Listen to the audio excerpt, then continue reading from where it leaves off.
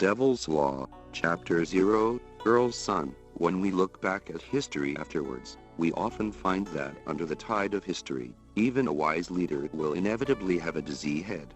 The Chronicles of the Empire, Chapter 35, Chapter 7 Retrospective Reflections on the Roland Era, Part 2. It was a summer afternoon, and the scorching sun was ruthlessly radiating heat. In order to meet the upcoming triumphal ceremony, on the dock, countless guards wearing bright red armor have surrounded the port in front of Pier 1. 100 steps outside the pier, the soldiers of the busy Imperial Police Station have done their best. Many of them had their clothes ripped, the shiny epaulets were ripped off from the clothes, the elegant head was caught, and even their boots were trampled off countless pieces. What made the 1,000 law enforcement soldiers ordered to maintain order outside the port helpless is that they are facing more than 50,000 enthusiastic Emperor citizens. The enthusiastic onlookers prepared flowers, cheers, applause, and of course, there were many young girls who were going to offer their own kisses and even chastity. Under such emotional turmoil, 1,000 law enforcement soldiers felt like a broken ship in the ocean, and they could be overturned at any time. At this moment, they are very envious of the guards who are standing inside the dock's cordon, because they can leisurely line up the squads and show off the brightest armor and weapons just distributed. And they don't have to worry about being attacked by some. The enthusiastic citizens scratched their faces. To celebrate this grand celebration, under the command of the great Emperor Augustine VI, the width of the river between the Lanchong River and the capital doubled. The empire paid 10,000 river workers for this purpose for half a year, and the empire's finances also paid nearly 3 million gold coins for this purpose. The purpose of paying so much is only to allow the empire's flagship of the NTH expeditionary fleet Dandong to pass through the canal directly to the port outside the east gate of the imperial capital, and to accept the cheers of all peoples, so as to show the powerful force of the empire. No one cares whether it's worth the price to show off in a situation, because the last finance minister of the empire, who first raised strong objections, has been rushed back to his hometown by his angry emperor. The only choice for the succeeding finance minister is how to rack up his brains and squeeze out the money from the various expenditures of the imperial finance as much as possible to satisfy the greedy old man. Of course, the name greedy old man can only be buried deep in the heart of the minister of finance, deep, deep. When the afternoon sun shone on the wide canal, and the first point of sailing in the distance began to show its silhouette, the crowd had begun to cheer. As the giant battleship with a length of 200 steps slowly approached the port, the majestic silhouette of the battleship shocked all the citizens of the imperial city who came to watch. The flagship of the empire's 6th expeditionary fleet, the Dandong, is the pride of the imperial navy, the largest warship in the history of the imperial navy. In order to welcome this grand welcoming ceremony, the battleship has been thoroughly painted and renovated, and the hull has been painted in a daunting black. In the waves of cheers, the Dandong is like a giant black monster. Slowly approaching the port, a large thorny flower flap on the mast fluttered in the wind. When the anchor was dropped, tens of thousands of citizens in the port were already boiling, countless hats were thrown into the sky, countless people stepped off their shoes, and countless people injured their legs.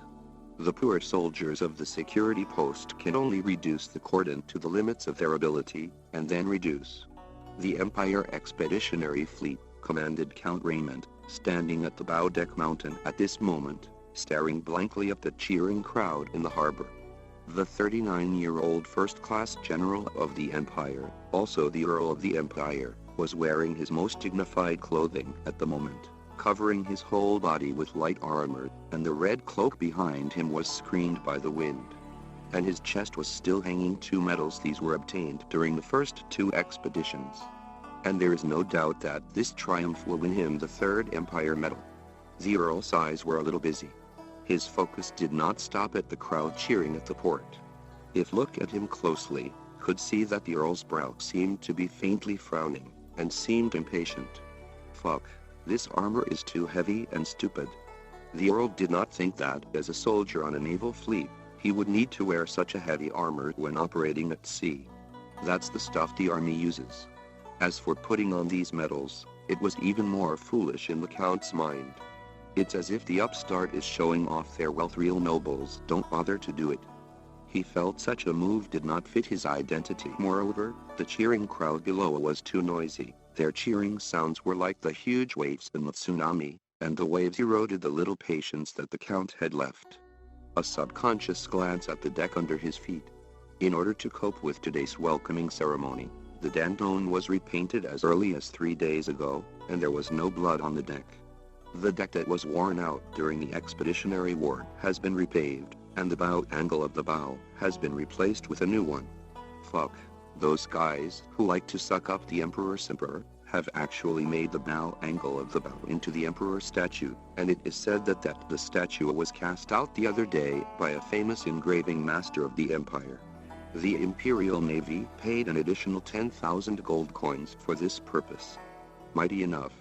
But don't those idiots know that when encountering a battle at sea, after the battleship collided, was the first collision angle of the bow destroyed?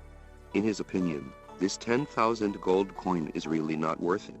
This statue is even more useful than finding a sharp wooden stake. In fact, even deeper, Lord Raymond even thought from the bottom of his heart that organizing this so-called anti-Empire expeditionary fleet was a ridiculous and absurd decision. Since decades ago, the Empire has been conducting expeditions over and over again in the South Sea region. It is undeniable that there are countless islands in the South Ocean. As if scattered pearls are scattered over the vast sea, there are strange woods. There are barbarous and stupid indigenous tribes that still stay in the clan stage. There are gold, gems, spices, seafood. However, the Earl did not think that the act of taking a dozen huge warships to bully those indigenous canoes was an expedition. It was a complete plunder, a massacre, a robber, an aggression, and a naked robbery. The Count would not think there was anything wrong with it. The weak are always bullied by the strong, and the weak need to maintain a stance of surrender to the strong.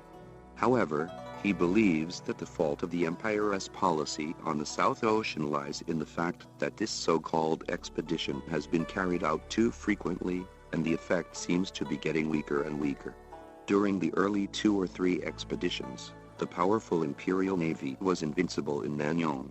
When the whole ship and the whole ship's gold, gem, and seafood were transported back, it once caused a sensation throughout the Empire. But after all, the rich granaries can't afford such frequent harvests. Excessive plundering has caused the extinction of indigenous tribes in the South Sea. The expeditionary forces later had to take their voyage routes further and further, and the extension of the routes was a huge test for the supply of the fleet.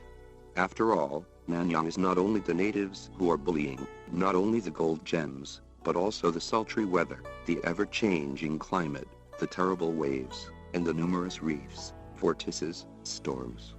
The transition to harvest quickly depleted this fertile field that could have been an imperial granary. Subsequent expeditions yielded less than once. But it is ironic that the triumphal ceremony is grander than ever. Count Raymond himself led the 3 expeditions in recent years, and the Count gained a great reputation in Nanyang. The Imperial Navy Admiral, Earl, has a series of nicknames in Nanyang: robber, butcher, executioner. His hands were stained with the blood of the indigenous people. He was the notorious invader in the hearts of the indigenous clan tribes, the demon who burned their homes and enslaved them. The Count, of course, would not care about these, but the only thing that made him feel a little uneasy was that the excessive war of aggression had in some ways deformed the development of these Nanyang indigenous peoples, especially in terms of force.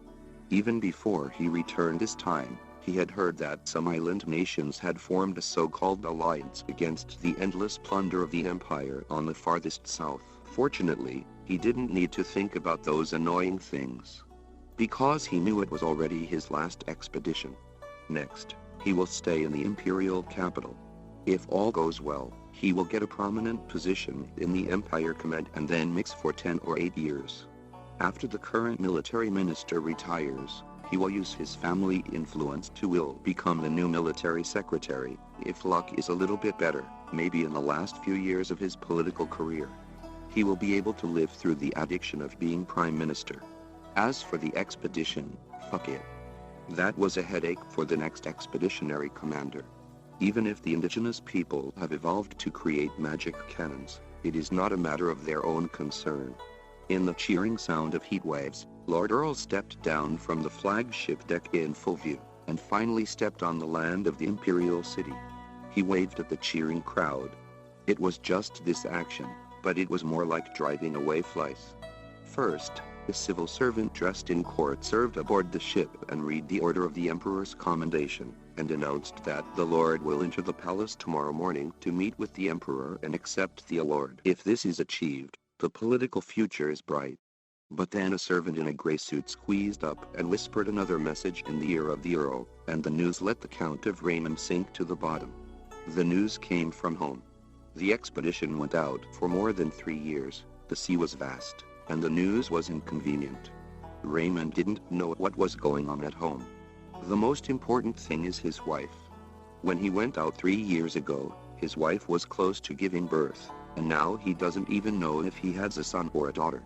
The news at home is, it's a son. However, the birth son seems to be an idiot. The news was almost so bad that he knocked down the Earl from the peak of joy. That's almost a bit. However, almost every emperor who came to meet all the powerful people saw that the triumphant expeditionary commander's face was gloomy to the point of collapse.